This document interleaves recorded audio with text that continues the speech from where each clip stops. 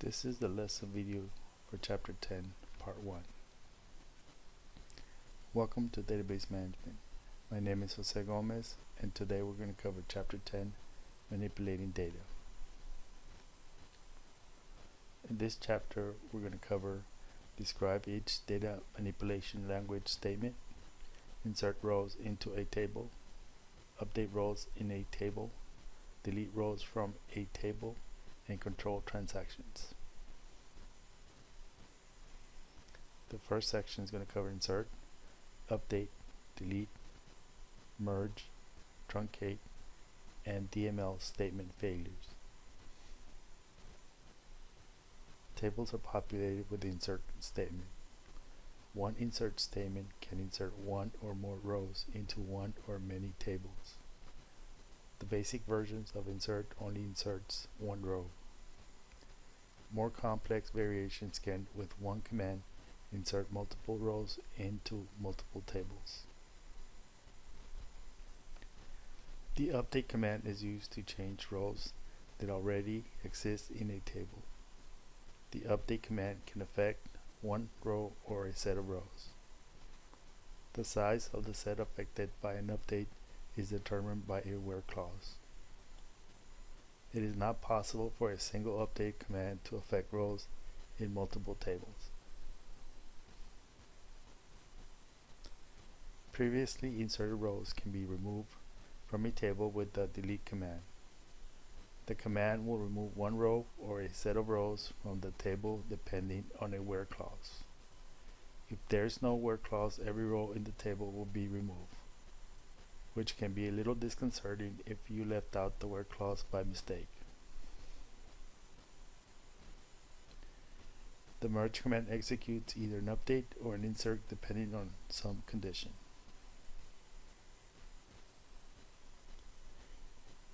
A truncation of a table is equivalent to executing a delete of every row, a delete command without a where clause. But whereas a deletion may take some time, possibly hours, if there are many rows in the table, a truncation will go through instantly. It makes no difference whether the table contains one row or a billion rows. A truncate will be virtually instantaneous. The table will still exist, but it will be empty. Now we come to DML statement failures. Commands can fail for many reasons, including the following: syntax errors, references to non-existent objects or columns, access permissions, constraint violations, or space issues. Now we come to insert rows into a table. We have 4 insert records. The first one will insert the region ID of 10 and the region name Great Britain. The second insert statement is going to insert the Australia region name and region ID as 11. It's going to switch the columns around.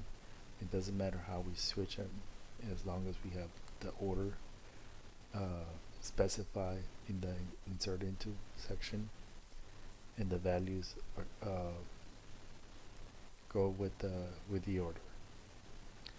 The third one, we're going to insert into the regions. We're going to insert region ID of 12 and no region name.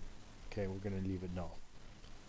The last one, we're going to insert a region ID of 13, and we're going to leave the region name null. So let's go ahead and execute those in SQL Developer. I'm going to execute them individually.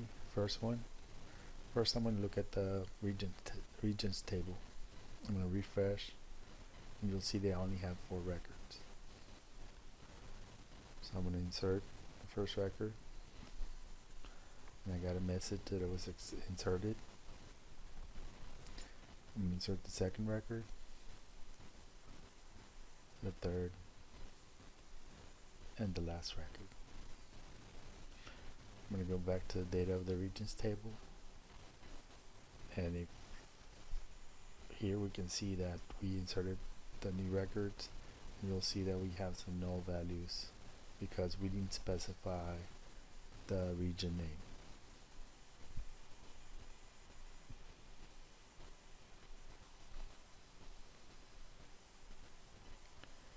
Now we come to an exercise that's going to show us how to use various techniques to insert rows into a table.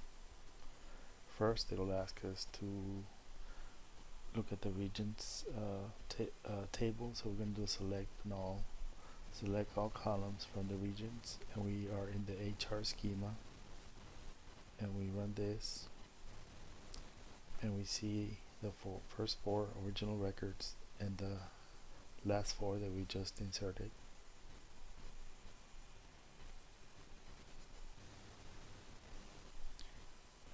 Now we're going to insert into regions a record that has a region ID of 101 and a region name of Great Britain.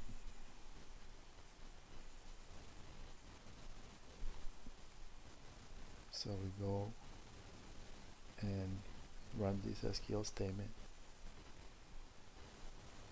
We get a successful message. We go to the regions table, and now 101 went from we inserted the new record with region ID and region name Great Britain. In the number 4, we're going to insert a record into regions, but it's going to ask the user to enter a region number and a region name.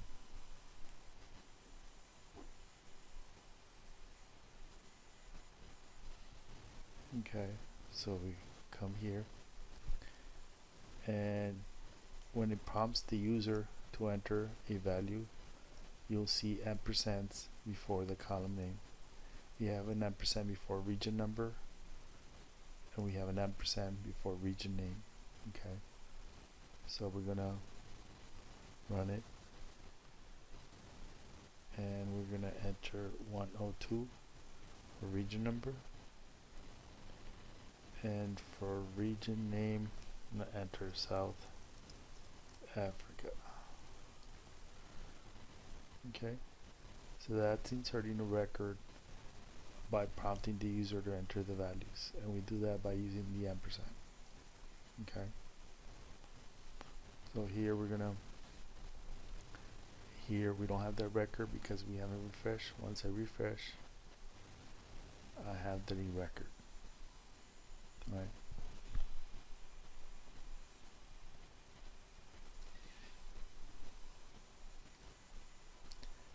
Now insert a record that's gonna use a subquery,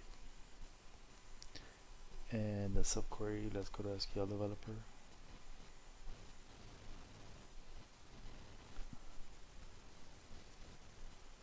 This is the subquery,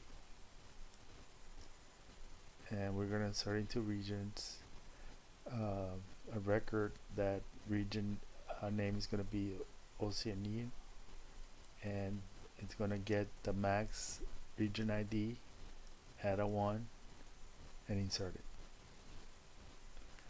Okay, let's go look at our regions table. We don't have the record yet. I'm gonna run this. I get a successful message, and I'm gonna refresh, and record 11 is our new record. Again, we use a subquery. We got region ID. We got the max, which is it'll get the highest number for region ID, and then it'll add a 1, and then it'll just insert the new region ID and region name. Okay, number 6, we're gonna look at the regions table. We already done this, but let's look at it again anyway. So here we go, select star from regions. It'll just give us all the records that we have.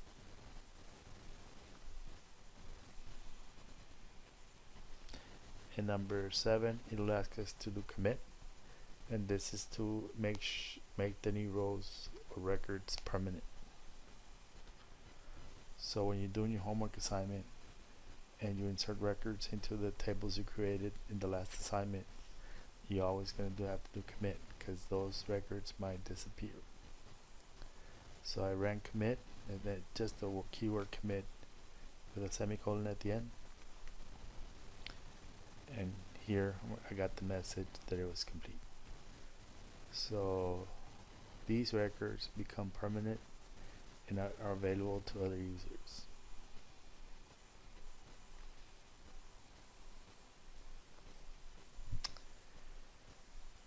Okay, now we come to the update command.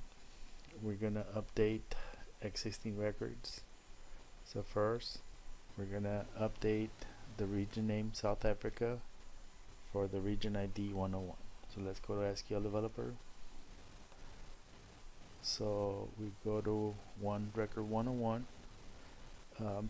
Region ID 101, and it's Great Britain. So we're gonna change the region name, and we're gonna put South Africa for 101. I think we already have that for 102, but we're gonna make 101 also South Africa. So I run it, and it's been updated. I'm gonna go ahead and refresh. So now from Great Britain it became South Africa. Alright, so we use the word clause and we look for region ID 101 and we change the region name. Alright.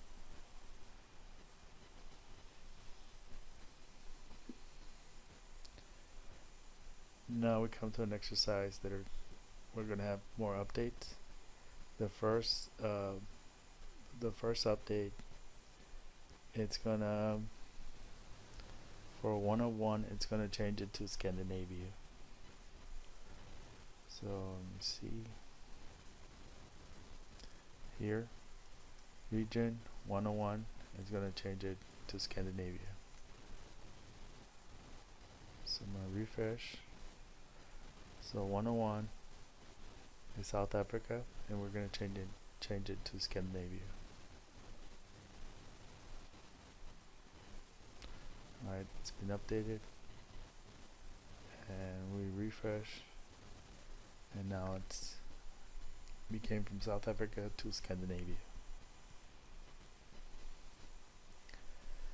Okay, on the next exercise, the next update, we're going to change anything that's over 100 to Iberia. So let's look at the next update.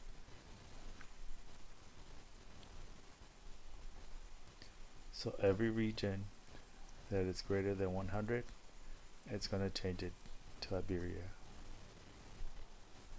So it's going to change this, this, and this to Iberia. So I run it. Okay, I think I'll only run it again, and 3 rows updated. I'm gonna go to my regions, I'm gonna refresh, and now it changed everything greater, a region ID greater than 100, it changed it to Iberia, or region name.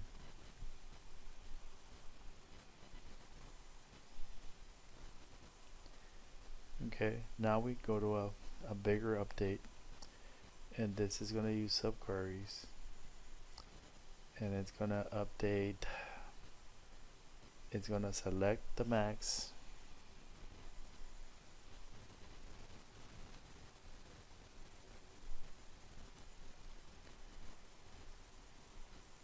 it's going to select the max region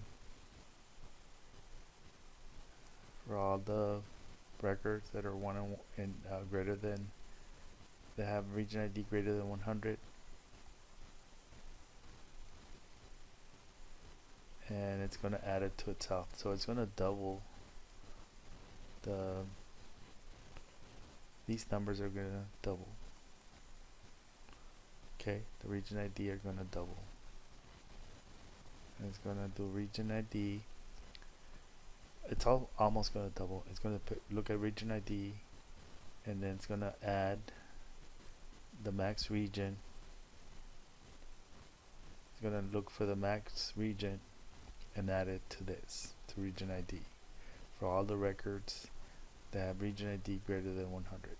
So it's a little long and a little bit harder to understand, but this is just giving you an example of what are the capabilities of an update.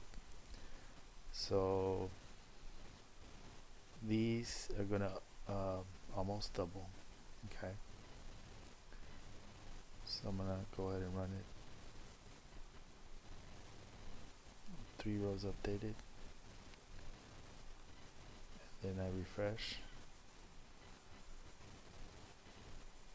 and the max was added. The max region ID was added to the region IDs that were greater than 100.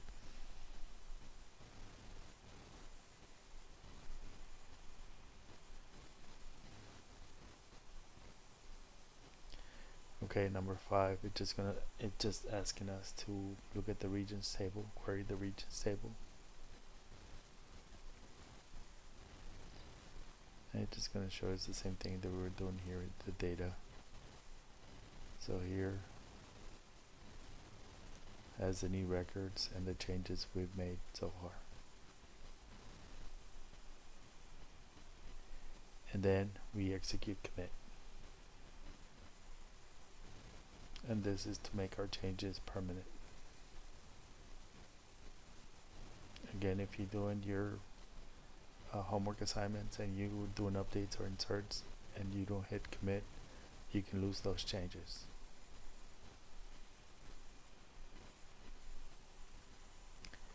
This is the end of the lesson video for chapter 10, part 1.